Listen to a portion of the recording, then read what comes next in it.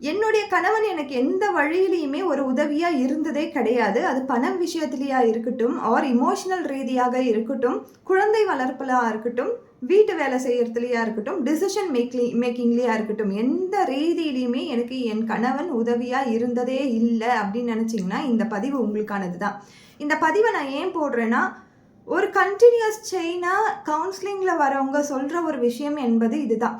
Women வந்து ஒரு சில காலம் வரைக்கும் அவங்க ரெஸ்பான்சிபிள் எடுத்து நடத்த முடியும் ஃபேமிலியை.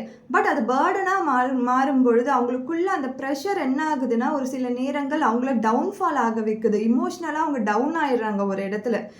ஸோ நீங்கள் இது ஹஸ்பண்டும் பார்க்க வேண்டிய ஒரு பதிவு தான். கொஞ்சம் புரிஞ்சுக்கோங்க. உங்கள் கூட இருக்கிறவங்களால ஒரு குருவி தலையில் எந்த அளவுக்கு பேர்டன் வைக்க முடியுமோ அது வரைக்கும் தான் வைக்க முடியும், தாங்க முடியும். விமனால எல்லாம் பண்ண முடியும். ஆனால் கூட இருக்கிறவங்களோட சப்போர்ட் கிடச்சிச்சின்னா கண்டிப்பாக இன்னும் பெட்டராக பண்ணுவாங்க.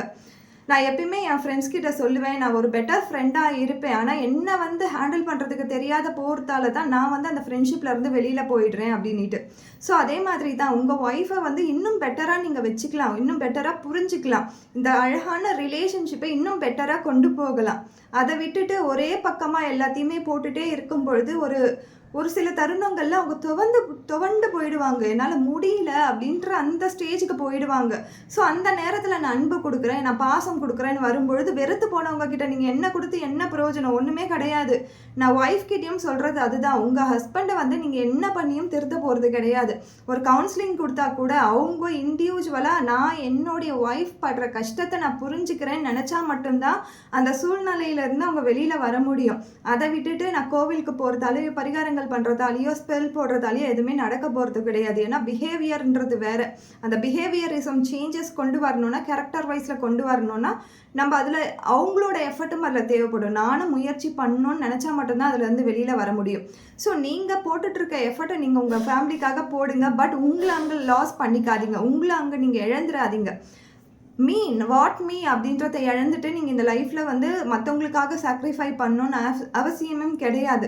ஸோ உங்களுக்கான மீ டைமை எடுத்துக்கோங்க. எப்பயாவது வீக்கெண்ட் வந்துச்சுன்னா கிச்சனுக்குள்ளேயே இருந்து எல்லாத்தையும் பண்ணுறதை விட்டுட்டு உங்களுக்கான மீ டைம் எடுத்து நீங்கள் செலிப்ரேட் பண்ணுங்கள். இல்லைனா கொஞ்ச நாள் கழித்து பேர்டன் சுமந்து குருவி தலையில் பனங்காய் வச்சா என்ன ஆகும்? அந்த மாதிரி தான் ஆயிடுவீங்க. ஸோ இது வந்து என்னுடைய எக்ஸ்பீரியன்ஸில் நான் சொல்கிறேன். உங்களுக்கான மீ டைம் எடுங்க, ஜாலியாக கொஞ்ச நேரம் உங்களுக்காக ஸ்பெண்ட் பண்ணுங்கள். ஸோ இது கணவன்மார்களும் புரிஞ்சுக்கோங்க. ஒய்ஃப் அப்படின்றவங்க ஒன்லி ஃபார் ரெஸ்பான்சிபிலிட்டியை, கடமைகளை முடிக்கிறதுக்கு மட்டும் கிடையாது. ஸோ இது ரெண்டு பக்கத்தில் இருந்தும் அந்த புரிதல் வந்தால் தான் மேன்மையான ஒரு லைஃப் அமையும்.